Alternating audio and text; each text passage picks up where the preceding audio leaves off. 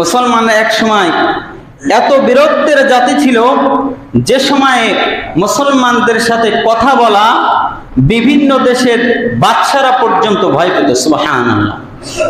আপনারা আল আরসালানের নাম শুনেছেন।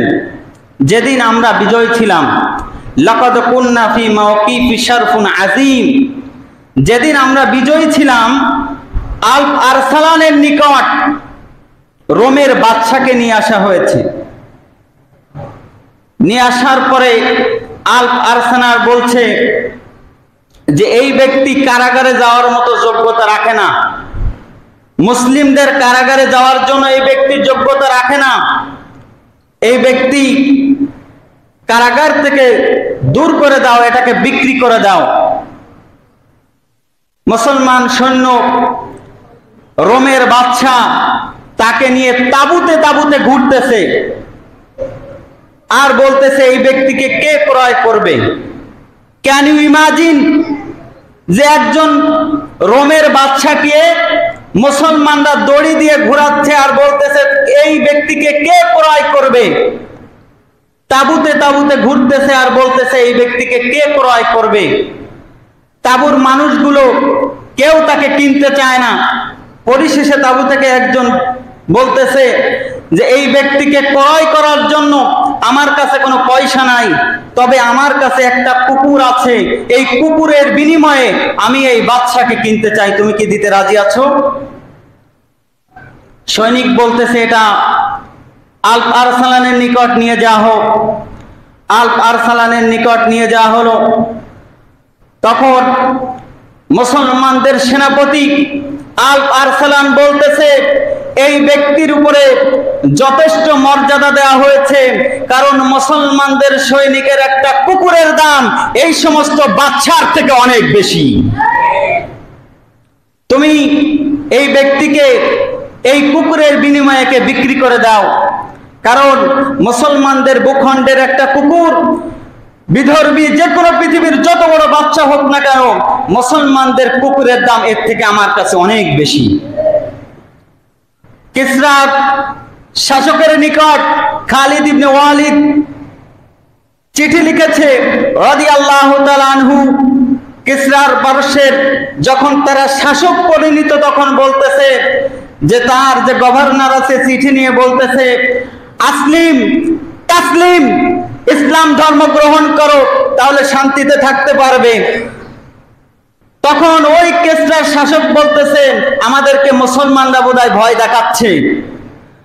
তখন গভর্নর বলতেছে যে না, যে ব্যক্তি চিঠি পাঠিয়েছে খালিদ ইবনে ওয়ালিদ রাদিয়াল্লাহু তাআলা আনহু, তোমরা যেভাবে মৃত্যুকে তোমরা ভয় পাও, মুসলমানরা সেভাবে মৃত্যুকে তোমাদের থেকে বেশি ভালোবাসে।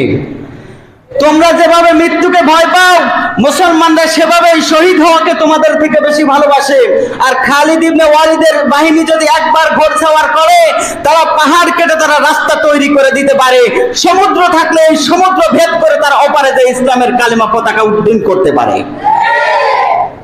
সুতরাং আসলিম তাসলিম, হয় ইসলাম ধর্ম গ্রহণ করো, খালিদের এই পরোয়ানা মেনে নাও, আর না হলে তোমার কিসরা এবং কায়সার সবগুলি চূর্ণ বিচূর্ণ করে মুসলমানরা এই ভূখণ্ডে ইসলামের কালিমা পতাকা উড্ডীন করবে।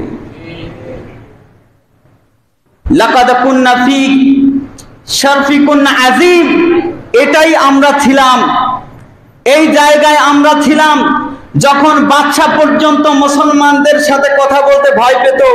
অথচ এই সমস্ত ভূখণ্ডে আমাদের ভাইদের উপরে আমাদের টাকায় তারা অস্ত্র কিনে আমাদের ভাইদের উপরে গুলি চালাচ্ছে। মুসলমানরা সবগুলি নিশ্চুপ হয়ে বসে আছে।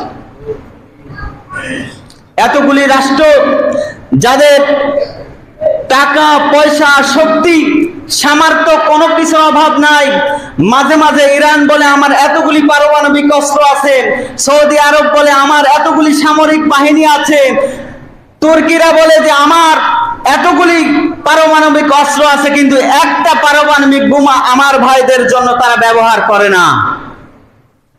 তাহলে মুসলমানরা কাল কিয়ামতের ময়দানে এই সমস্ত শাসকরা ওয়াল্লাহি মুনাফিকের কাতারে কিয়ামতের দিন তারা উঠবে। আর গাজার ভাইদের জুতা তাদেরকে বলি তোমরা সংরক্ষণ করে রাখো।